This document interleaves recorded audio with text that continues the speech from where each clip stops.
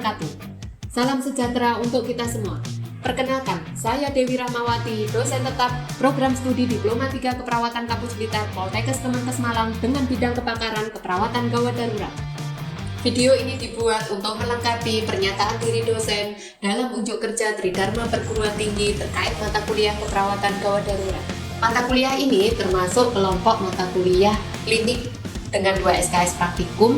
Jumlah jam tiap pertemuan adalah 7 jam dan membahas tentang konsep dasar keperawatan gawat darurat, sistem penanggulangan gawat darurat terpadu atau SPGTT, bantuan hidup dasar atau basic life support, pengkajian primer dan sekunder, proses asuhan keperawatan gawat darurat pada berbagai kasus kegawat daruratan sistem tubuh, penanganan trauma, triase, dan praktik keterampilan kegawat daruratan berdasarkan evidence based practice dan patient safety.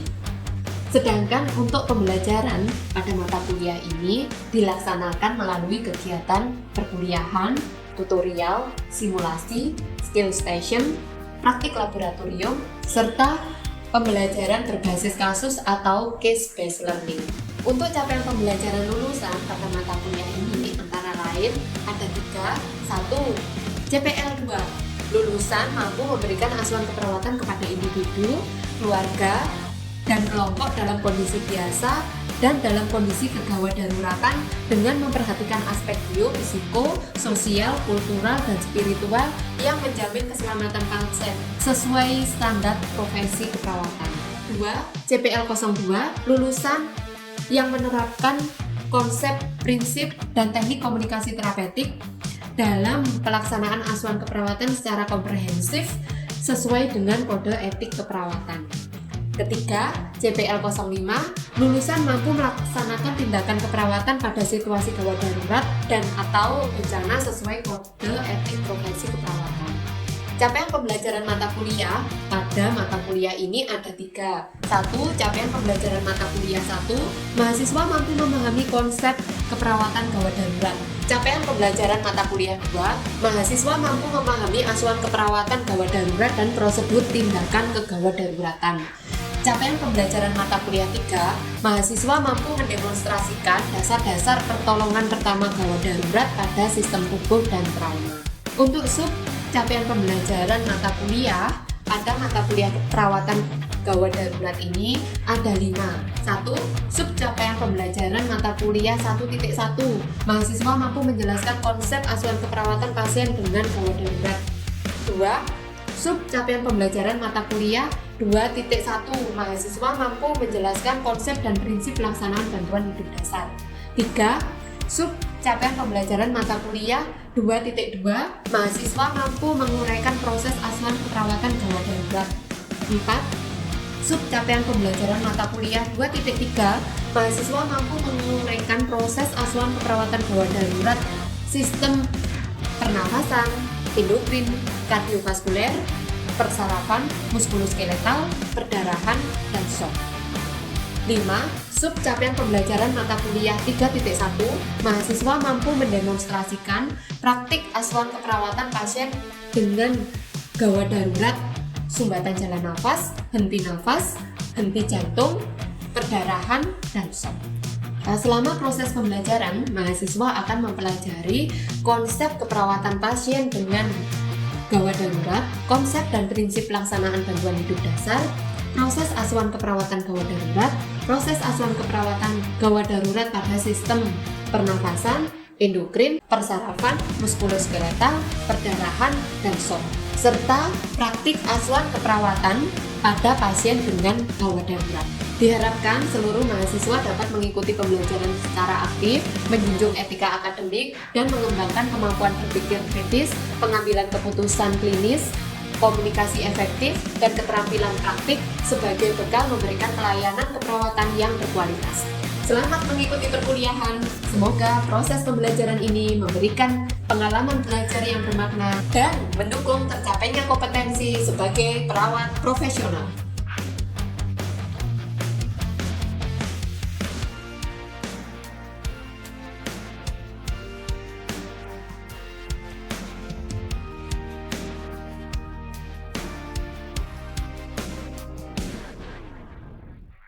Selanjutnya akan kita saksikan video bagaimana pembelajaran bersama mahasiswa di kelas.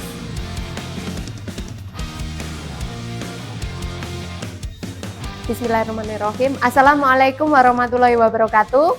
Waalaikumsalam warahmatullahi wabarakatuh. Salam sejahtera bagi kita semua. Saya berharap Anda semua hari ini dalam kondisi sehat walafiat. Nah, pada pertemuan 3 untuk mata kuliah keperawatan gawat darurat siang hari ini, kita akan belajar tentang sub capaian pembelajaran mata kuliah 2.2, yaitu proses asuhan keperawatan gawat darurat. Gitu. Nah, pada akhir pembelajaran diharapkan mahasiswa mampu yang pertama menjelaskan tentang konsep asuhan keperawatan gawat darurat. Yang kedua, mampu menguraikan tahapan proses asuhan keperawatan gawat darurat. Yang ketiga, mampu melakukan pengkajian primer. Yang keempat, mampu melakukan pengkajian sekunder. Kemudian yang kelima, mampu menentukan diagnosa keperawatan. Yang keenam, mampu menentukan intervensi keperawatan. Yang ketujuh, mampu melakukan tindakan keperawatan. Yang kedelapan, mampu melakukan evaluasi keperawatan. Gitu. Nah, saya yakin di pertemuan yang sebelumnya, yaitu pertemuan yang kedua, Anda sudah mampu melakukan keterampilan bantuan hidup dasar. Baiklah, kita mulai perkuliahan pada siang hari ini. Nah dari Anda semua mungkin sudah pernah mendengar atau tahu keperawatan gawat darurat itu apa? Ya, si Faul. Keperawatan darurat itu perawatan pada pasien yang kondisinya itu mengancam nyawa. Oke, bagus. Ada lagi?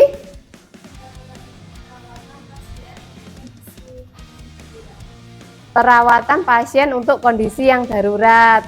Saya tahu Anda bisa menjawab itu. Nah, dari beberapa jawaban tadi bisa kita simpulkan. Jadi yang dimaksud dengan keperawatan gawat darurat adalah suatu upaya melakukan proses keperawatan.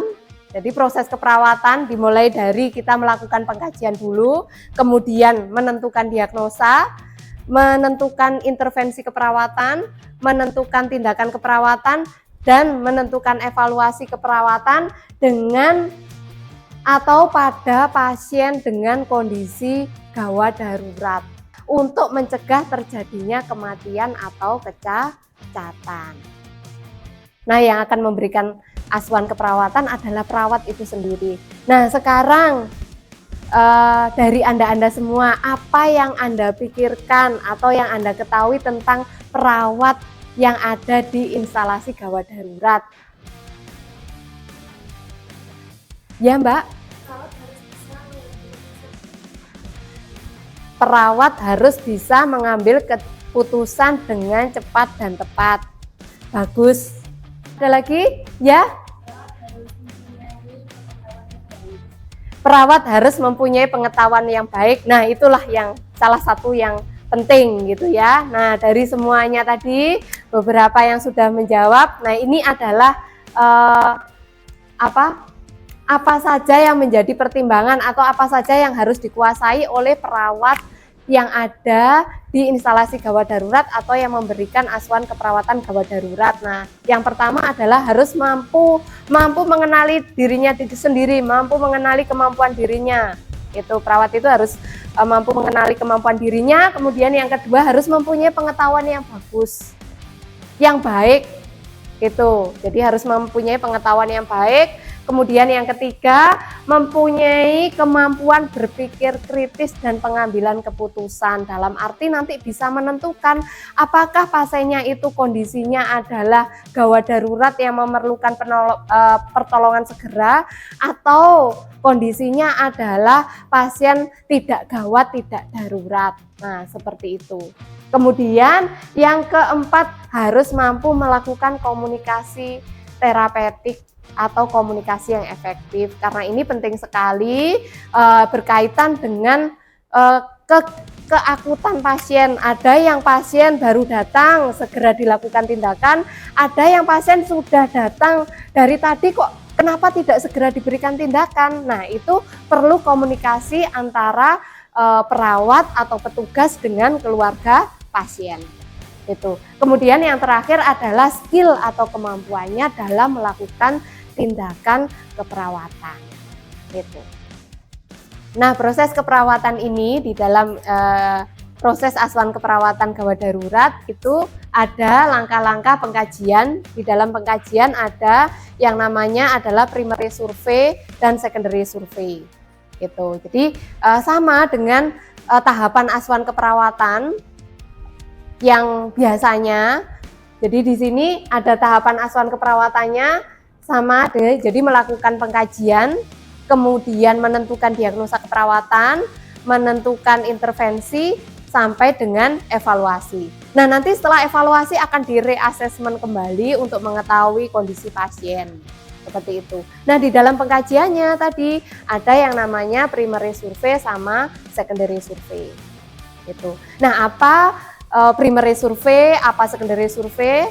Selanjutnya, primary survey itu adalah pengkajian yang meliputi RW, breathing, sirkulasi, disability, exposure. Tujuan dari pengkajian ini adalah untuk mengetahui kondisi yang mengancam nyawa, yang utama itu. Setelah kita mengetahui kondisi yang mengancam nyawa, selanjutnya kita lakukan tindakan, nggak usah nunggu nanti. Jadi setelah kita tahu ini adalah kondisi mengancam nyawa, contoh, oh ini ada sumbatan jalan nafas, langsung dilakukan tindakan membuka jalan nafas. Itu tidak menunggu nanti. Kalau menunggu nanti ya pasiennya keburu akan meninggal. Gitu. Jadi primary survey itu untuk mengetahui kondisi yang mengancam nyawa sekaligus melakukan tindakan keperawatan yang dilakukan apa saja, mengkaji RW, breathing, sirkulasi, disability, exposure. Selanjutnya setelah selesai kita melakukan primary survey, jadi setelah pasiennya itu kondisinya stabil, tidak ada gangguan di RW, tidak ada gangguan di breathing, tidak ada gangguan di sirkulasi, disability, semua kondisinya stabil, baru kita bisa menuju ke secondary survey.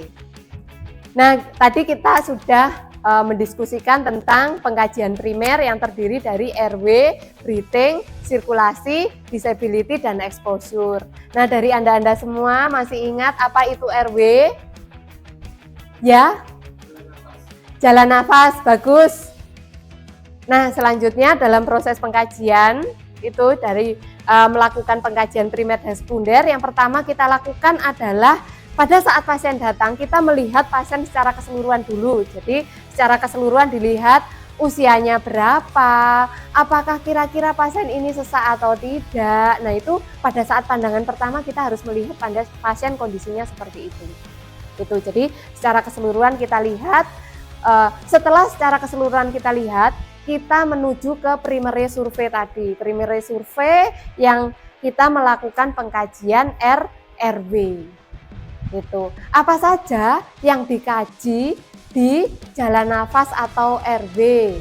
Mungkin ada yang tahu. Tadi malam slide-nya sudah saya bagikan. Ayo. Ya.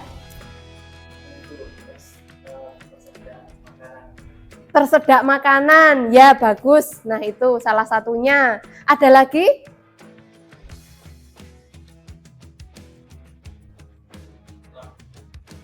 Lidah tertelan. Bukan lidah tertelan, tapi lidahnya jatuh ke belakang pada kondisi pasien tidak sadar. Gitu ya, bagus, enggak apa-apa. Selanjutnya, ada lagi mungkin? Terdapat cairan di jalan nafas, ya betul sekali. Nah, itu salah satunya. Jadi kalau kita di dalam pengkajian primer di situ, jadi RW, terutama di RW, itu kita melihat yang pertama itu apakah jalan nafasnya itu paten atau tidak. Bagaimana cara mengkajinya? Yang paling mudah itu pasiennya ditanya dulu. Gitu. Jadi ditanya, Bapak keluhannya apa? Kalau pasiennya bisa jawab berarti kita berpikir jalan nafasnya paten. Tetapi kalau pasiennya tidak bisa menjawab, Berarti ada dua kemungkinan, pasiennya tidak sadar atau memang terjadi sumbatan jalan nafas. Nah, sumbatannya apa saja tadi dari apa yang sudah kalian kemukakan. Nah, bagaimana sekarang kalau misalkan tindakan apa yang harus kita lakukan? Gitu ya. Jadi, apa saja tindakan yang harus kita lakukan seperti gambar di bawah ini, gitu ya. Kalau kita melihat di situ di bawah RW dilakukan tindakan Hetil Chin Lift. Jadi, nah, bedanya apa? Nanti kapan dilakukan tindakan Hetil Chin Lift? Tindakan Hetil Chin Lift dilakukan kalau pasiennya ada sumbatan tapi kondisinya bukan karena kecelakaan atau trauma. Nah, bagaimana melakukannya? Mari kita bersama-sama untuk melihat, akan saya praktekkan gitu ya. Pertama yang kita lakukan adalah mencuci tangan dengan hand rub gitu ya. Selanjutnya kita menggunakan sarung tangan.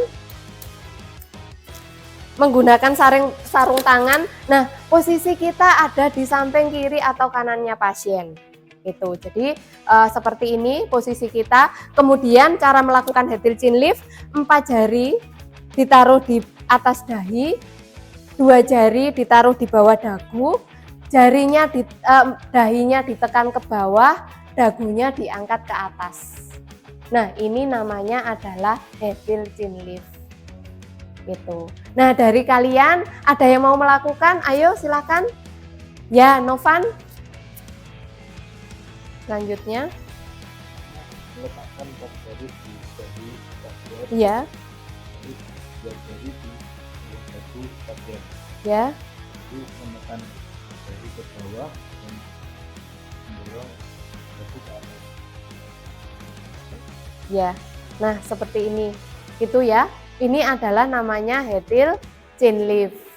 Kalau tadi kita belajar tentang membuka jalan nafas tanpa alat, nah sekarang kita belajar membuka jalan nafas dengan menggunakan alat. Gitu. Dengan menggunakan alat, ini indikasinya pasien dengan kondisi apa? Jadi tadi ada sumbatan jalan nafas itu karena ada lidah jatuh ke belakang, karena ada makanan, karena ada darah, karena ada cairan tubuh. Nah, yang menggunakan alat salah satunya adalah untuk pasien yang tidak sadar dengan kondisi lidah jatuh ke belakang. Pasien tidak sadar, tidak ada refleks muntah, tidak ada refleks batuk, maka kita membuka jalan nafasnya dengan alat, menggunakan alat yang namanya adalah oropharyngeal RB. Itu. Jadi saya contohkan, ini adalah alat oropharyngeal RB, ada berbagai macam ukuran sesuai dengan usia pasien. Gitu. Posisikan pasien, kemudian kita buka jalan nafas. Karena pasiennya stroke, berarti dia non trauma dengan buka jalan nafas dengan Hetil Chin Lift. Nah, dengan Hetil Chin Lift, jadi kita letakkan 4 jari di atas dahi, 2 jari di bawah dagu, kemudian dagunya diangkat ke atas, dahinya diturunkan ke bawah. Setelah kita buka jalan nafasnya, kemudian yang kita lakukan adalah melakukan pengukuran. Bagaimana cara melakukannya? Yang pertama adalah mengukur dari seperti ini. Jadi dari ujung daun telinga menuju ke ujung bibirnya pasien. Nah, kalau seperti ini sudah tepat atau belum? Sudah, gitu. Kalau sudah tepat, kemudian kita berikan gel pada ujung dari oropharyngeal RW atau OPA. Kemudian kita membuka mulutnya pasien dengan cara jari telunjuk dimasukkan ke dalam mulutnya pasien, kemudian ibu jari di atas membuka rahang bagian atas itu ke atas, atau tekniknya namanya adalah cross finger. Kemudian kita masukkan OPA. Nah, setelah mencapai ujung langit-langitnya dari mulutnya pasien, selanjutnya kemudian kita putar 180 derajat. Nah, seperti ini. Kemudian kita tekan ke bawah. Nah, seperti ini. Jadi kita observasi apakah sudah tepat pemasangannya atau belum. Nah, itu yang kita lakukan. Seandainya pasien ingin mengeluarkan OPA, berarti pasiennya itu ada refleks muntah gitu ya, jadi harus dilepaskan gitu. Nah, mungkin ada yang mau melakukan untuk pemasangan OPA, ayo silakan saya bimbing ya. Oke, baik. Pertama-tama memposisikan pasien, Ya, membentukkan anak. ya. Memasang handscoon. Setelah memasang handscoon, selanjutnya adalah membuka jalan nafasnya dulu. Nah, setelah menggunakan sarung tangan, selanjutnya ya, ayo dilakukan. Ditarik ke bawah, Ditekan ke bawah, kemudian yang dagu diangkat ke atas. Ya. Nah, ini selanjutnya kemudian kita melakukan pengukuran OPA. OPA. Yuk dilakukan pengukuran Dari ujung daun telinga ya, sampai mulai dari ujung daun telinga telinga sampai menuju ke ujung bibir. bibir. Nah, ini sudah tepat. Jika sudah tepat, kemudian kita beri gel. Oke. Setelah diberikan gel, selanjutnya telunjuk sebelah kiri. Oh, telunjuk sebelah kiri. Ya. Kemudian Jempol dimasukkan membuka mulut ke atas, kemudian opanya dimasukkan. Jika sudah sampai ke langit-langit, diputar 180 derajat. Setelah itu ditekan ke bawah. Nah, itu. Jadi setelah ditekan ke bawah, kemudian kita observasi apakah pemasangannya sudah benar. Nah, itu tambahan lagi yaitu mengidentifikasi tentang keterlambatan kedatangan pasien stroke di IGD menggunakan aplikasi DAS. Jadi kalau di dalam aplikasi DAS itu ada dua. Yang pertama adalah terlambat datang ke IGD. Di situ nanti ada rekomendasi. Yang pertama tadi apa, Mbak? Mengidentifikasi risiko stroke. Yang kedua, segera datang ke pelayanan kesehatan jika menemukan tanda gejala stroke. Kemudian yang ketiga, meningkatkan pengetahuan tentang stroke.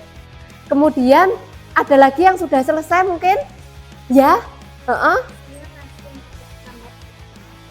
Pasien tidak terlambat datang ke UGD.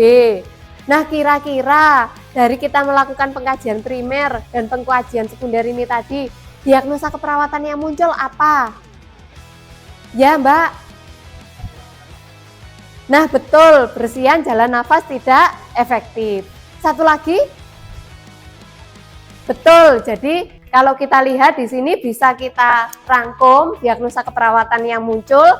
Yang pertama, bersihan jalan nafas tidak efektif, tadi sudah sesuai. Kemudian pola nafas tidak efektif, gangguan pertukaran gas, resiko perfusi cerebral tidak efektif, penurunan curah jantung, hipovolemia, nyeri akut, dan intoleransi aktivitas. Yang menjadi prioritas adalah yang berkaitan dengan airway, breathing, sirkulasi, dan disability. Nah, setelah kita melakukan tindakan secara keseluruhan, mulai dari pengkajian, baik pengkajian primer, sekunder, kemudian kita menentukan diagnosa, merencanakan tindakan, melakukan tindakan keperawatan sampai dengan evaluasi. Nah, pasien itu akan dilakukan reassessment kembali. Kita lakukan pengkajian lagi A, B, C, D untuk memantau apakah ada perburukan kondisi pasien, kemudian untuk mengetahui apakah ada peningkatan risiko terhadap kematian atau kondisi yang mengancam nyawa. Nah, di UGD itu untuk memudahkan perawat bisa menggunakan aplikasi yang namanya adalah SOP News gitu ya. Jadi ini adalah aplikasi SOP News gitu. Nah, aplikasi ini dapat digunakan untuk mengetahui apakah pasiennya itu nanti harus dipindahkan ke ICU atau pasiennya harus dipindahkan ke ruang perawatan biasa. Nah, kita bisa mengidentifikasi terkait dengan hal itu. Nah, selanjutnya ini ada kasus. Silakan dikerjakan. Sudah selesai mengerjakan? Sudah. Nah, baiklah, sekarang saya akan bertanya yang nomor 1, hasil pengkajian primer yang RW. Apa hasilnya? Ya, Mbak. Terdengar bunyi snoring. Bagus, betul. Terus selanjutnya ada lagi yang breathing? Siapa? Ya.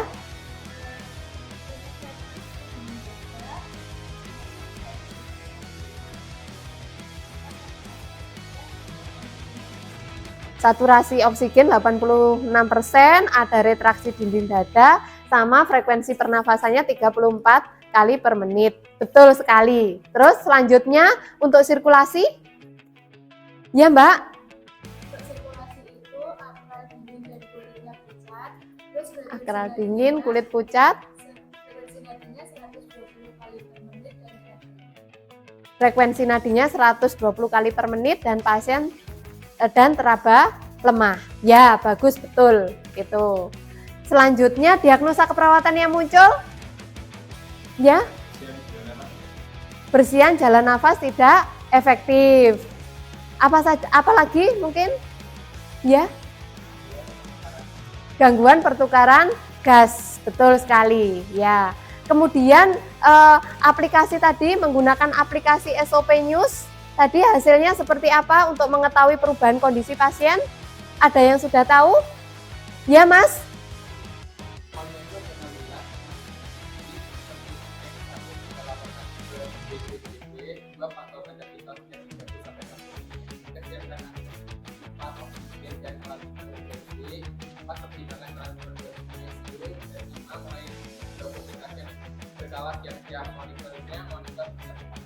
Ya, gitu. Jadi pasiennya adalah termasuk dalam risiko tinggi. Kemudian dipindahkan ke ICU karena memerlukan monitoring setiap saat. Nah, akhirnya kita sudah selesai sampai di akhir pembelajaran. Untuk itu mungkin akan sedikit saya tanyakan, tadi kan kita sudah belajar kenapa pengkajian primer harus lebih dulu daripada pengkajian sekunder.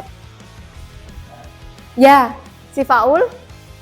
Tujuannya untuk mengetahui kondisi di mana kondisi tersebut membahayakan nyawa dan memerlukan penanganan segera. Ya, betul. Itu jadi pembelajaran kita pada siang hari ini bisa saya simpulkan itu jadi dalam proses asuhan keperawatan itu ada 5 tahapan tadi: pengkajian, kemudian penentuan diagnosa keperawatan, intervensi, implementasi, dan evaluasi keperawatan. Pengkajian sangat terutama untuk pengkajian primer itu harus dilakukan lebih dulu daripada pengkajian sekunder untuk mengetahui kondisi yang mengancam nyawa dan melakukan tindakan segera gitu. Kemudian dalam diagnosa keperawatan itu yang kita prioritaskan adalah diagnosa yang terkait dengan RW, breathing, sirkulasi, disability gitu. Nah, demikian yang mungkin bisa saya sampaikan. Untuk pertemuan yang akan datang nanti akan saya kirimkan tugas itu di LMS masing-masing. Di situ nanti ada kasus, kemudian silahkan diselesaikan dengan menggunakan prinsip proses asuhan keperawatan. Itu ya. Demikian, terima kasih atas perhatiannya. Wassalamualaikum warahmatullahi wabarakatuh. Waalaikumsalam warahmatullahi wabarakatuh. Terima kasih, Bu. Ya, terima kasih.